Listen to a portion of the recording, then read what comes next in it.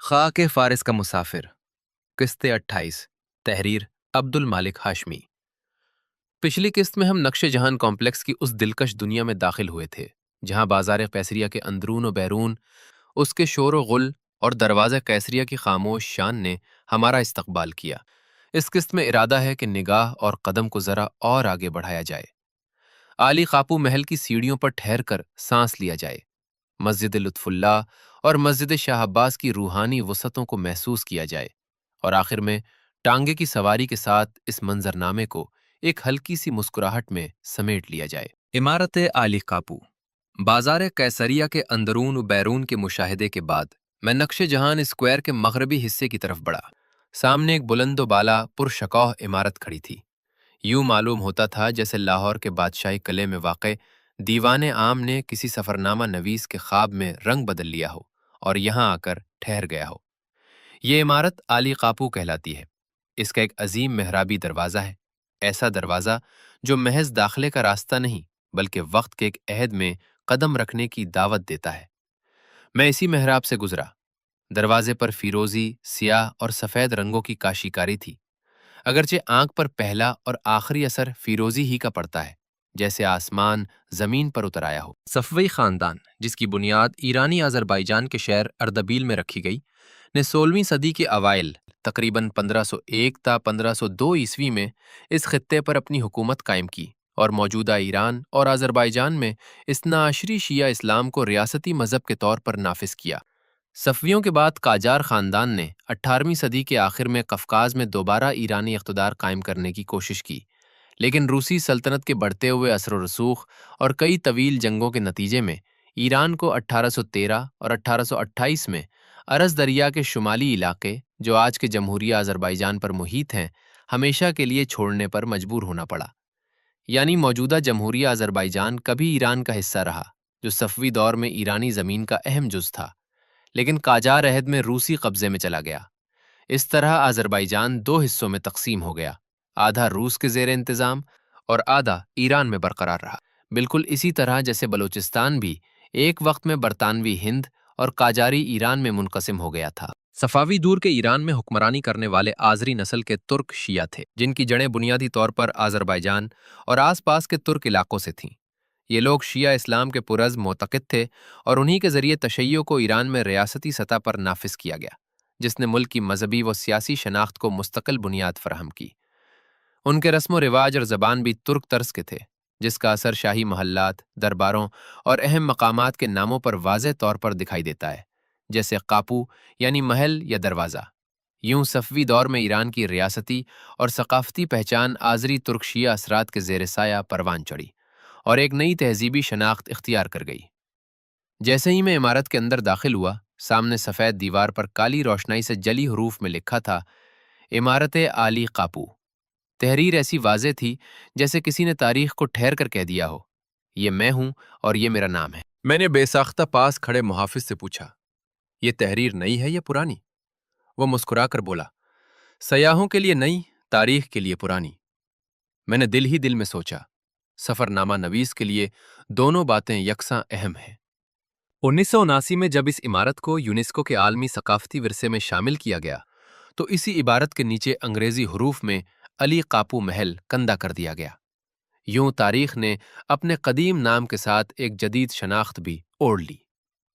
اس عمارت کی دوسری منزل میں ایک شاندار لکڑی کا دیوان بنایا گیا تھا، جس کی چھت بھی لکڑی ہی کی تھی۔ چھت کو سہارا دینے کے لیے مضبوط چوبی ستون کھڑے کیے گئے تھے اور ہر ستون پر ایسی نفاست سے نقوش تراشے گئے تھے کہ نگاہ ٹھہر جائے۔ حیرت یہ ہے کہ یہ نقوش آج بھی اتنے ہی تر و تازہ اور جاذب نظر ہیں جیسے صفوی عہد میں تھے، وقت جیسے ان پر دست شفقت رکھ کر گزر گیا ہو۔ کہا جاتا ہے کہ بادشاہ شاہ عباس اسی چوبی دیوان میں کھڑے ہو کر کھیلوں، کشتی کے مقابلوں اور دیگر عوامی مشاغل کا مشاہدہ کیا کرتے تھے۔ میں نے دیوان کے فرش پر کھڑے ہو کر ذرا آنکھیں موندی تو لمحہ بھر کو یوں لگا جیسے ہجوم کی آوازیں، نعروں کی گونج اور شاہی وقار سب مل کر فضا میں تیر رہے ہوں۔ پہلی منزل سے ایک زینہ اوپری منزل کی طرف جاتا ہے۔ اس زینے کے ہر قدم کو فیروزی رنگ کے پھول بوٹوں سے سجایا گیا تھا، جیسے سیڑھیاں نہیں، کسی مصور کی دعا ہوں جو قدم قدم پر رنگ بکھیرتی چلی جائے۔ اوپری منزل کی تنگ گلیوں سے گزر کر راستہ اسی چوبی دیوان میں نکل آتا ہے۔ ان تنگ گلیوں کے دونوں اطراف شاہی کمرے بنائے گئے تھے، اگرچہ اس وقت وہ کمرے بند تھے، مگر ان کے چوبی دروازوں پر کی گئی نقاشی خود ایک مکمل داستان تھی۔ کھڑکیوں پر بھی لکڑی کے معیر العقول نقوش بنائے گئے تھے، اور ان کے پٹ اتنی دبیز لکڑی سے تیار کیے گئے تھے کہ ہاتھ لگانے پر درخت کی عمر اور کاریگر کی محنت دونوں محسوس ہوتی تھیں۔ یہ عمارت کسی ایک لمحے کی تخلیق نہیں، اس میں ترمیم و اضافہ شاہ عباس اول اور شاہ عباس دوم کے عہد میں ہوتا رہا۔ یوں آلی قاپو صرف ایک محل نہیں، بلکہ صفوی عہد کی بڑھتی، سنبھلتی اور نکھرتی تاریخ کا زندہ استعارہ ہے۔ یہ بل کھاتا ہوا خوبصورت زینہ ہمیں شاہی دیوان کے شاہی کمرے میں لے آیا۔ کمرے کے گوشے میں آتش دان تھا، جیسے سردیوں کی کسی شام کے لیے اب بھی منتظر ہو۔ روشنی کے لیے قد آدم دریچے بنائے گئے تھے، جن سے دن کی روشنی یوں اندر اترتی تھی جیسے اجازت لے کر آئی ہو۔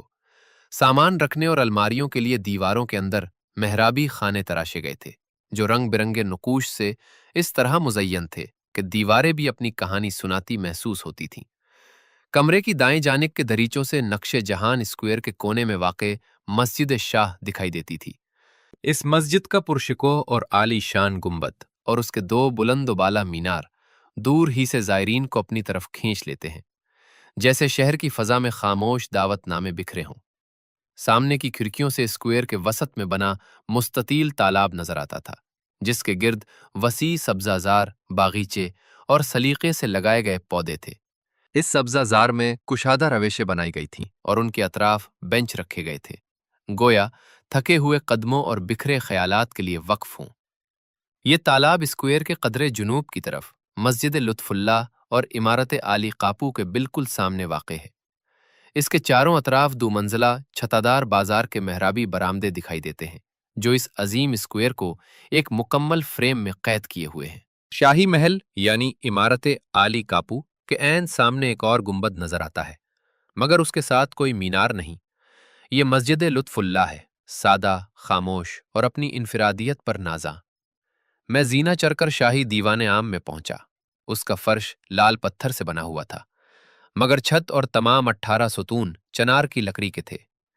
یہ ستون چبوترے کے گردا گرد بھی کھڑے تھے اور چند ستون درمیان میں چھت کو سہارا دیے ہوئے تھے۔ چنار کی لکڑی سے بنی یہ چھت اندر سے غیر معمولی طور پر دلکش تھی۔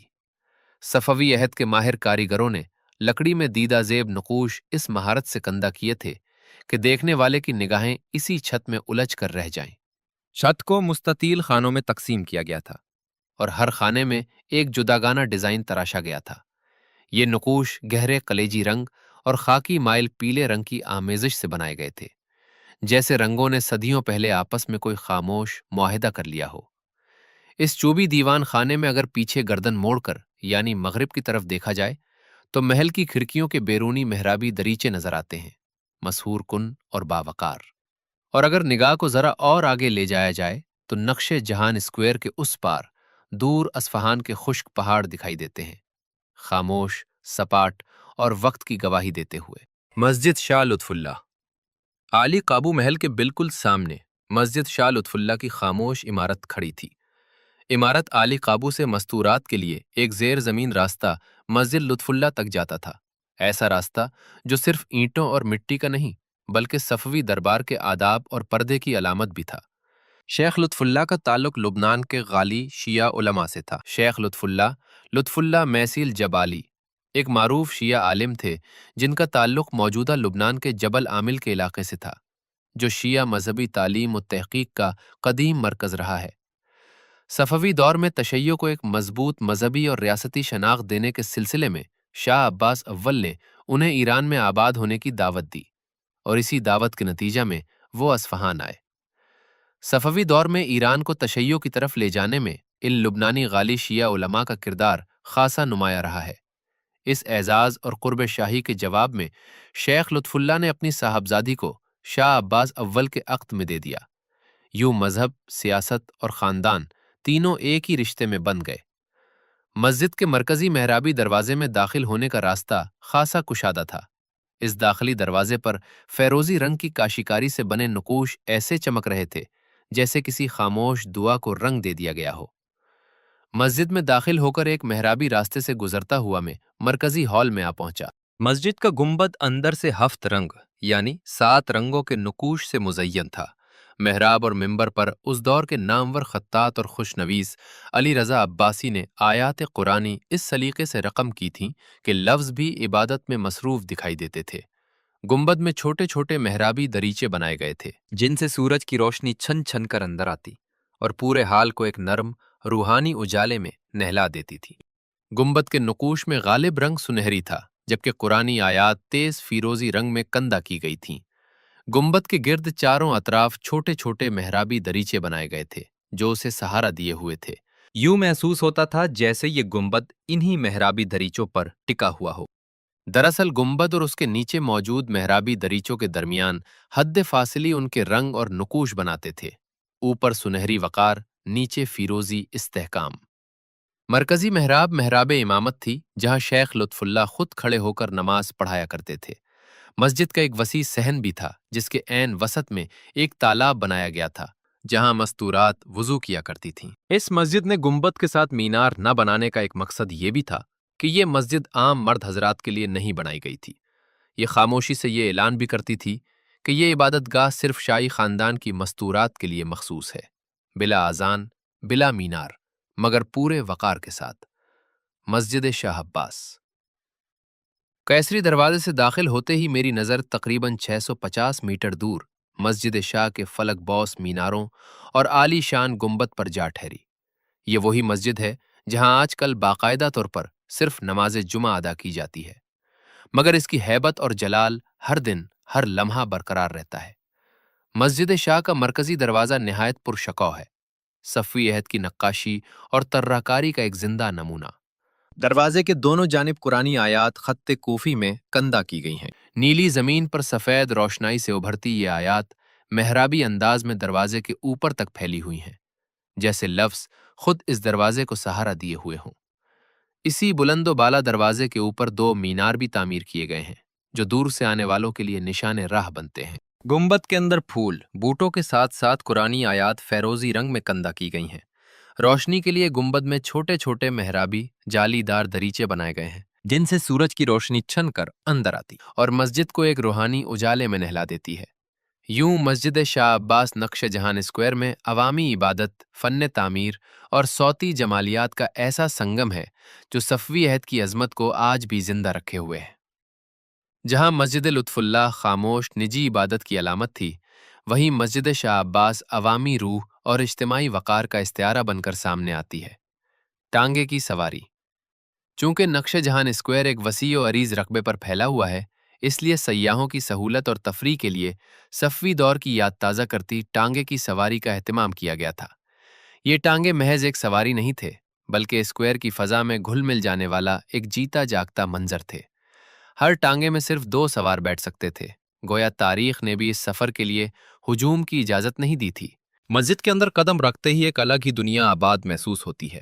جس وقت میں وہاں پہنچا، مسجد میں قالین بچھے ہوئے نہیں تھے، البتہ ہر جمعہ کو نماز جمعہ کے موقع پر قالین بچھائے جاتے ہیں اور یہ وسیع ہال نمازیوں سے بھر جاتا ہے۔ خالی فرش کے باوجود مسجد کی خوبصورتی میں کوئی کمی نہیں تھی، شاید اصل حسن اینٹوں، گنبد اور خاموش فضا میں پوشیدہ تھا۔ یہاں ایک عجیب و دلچسپ مظہر دیکھنے کو ملا۔ مسجد کے مرکزی گنبد کے عین نیچے کھڑے ہو کر اگر زمین پر زور سے قدم مارا جائے یا تالی بجائی جائے تو آواز گونج اٹھتی ہے۔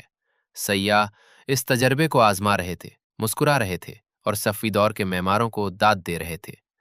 یہی وہ فنکاری ہے جس کے باعث اس زمانے میں جب مسجد میں اذان دی جاتی تھی تو مؤذن کی آواز چاروں اطراف پھیل جاتی تھی۔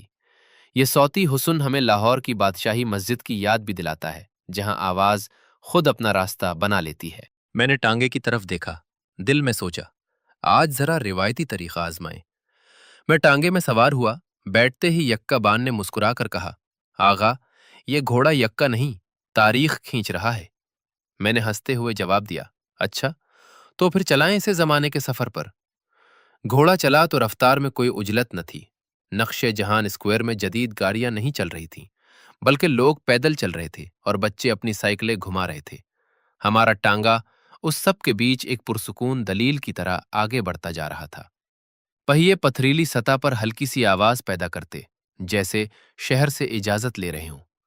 نقش جہان کے گرد گھومتے ہوئے ایک طرف عالی کاپو کی بالکنی پیچھے ہٹتی دکھائی دی، دوسری طرف مسجد لطف اللہ کی خاموشی ہمارے ساتھ ساتھ چلتی رہی، اور سامنے مسجد شاہ عباس کے مینار آہستہ آہستہ زاویہ بدلتے گئے۔ ٹانگے کی اس رفتار میں عمارتیں صرف دکھائی نہیں دیتی، سمجھ میں بھی آتی ہیں۔ میں نے ٹانگے والے سے پوچھا، سارا دن یہی چکر لگاتے نہیں تھکتے؟ وہ ہنس پڑا اور بولا، آغا، یہاں چکر نہیں، روایت چلتی ہے۔ ان ٹانگوں کو سفید ایسپ یعنی سفید گھوڑے کھینچ رہے تھے، جن کی گردنوں میں بدھے گھنگرو چلتے ہی بج اٹھتے۔ گھوڑے کے ٹاپے فرش پر پڑتے تو یوں لگتا جیسے گھنگروں کی چھنچناہٹ میں تحلیل ہو گئے ہوں۔ تقریباً 1.5 کلومیٹر طویل مستطیل روش پر یہ ٹانگے رواں دماں تھے، اور ہر سمت گھنگروؤں کی مدھم مگر مسلسل آواز سیاحوں کو اپنی طرف متوجہ کر رہی تھی۔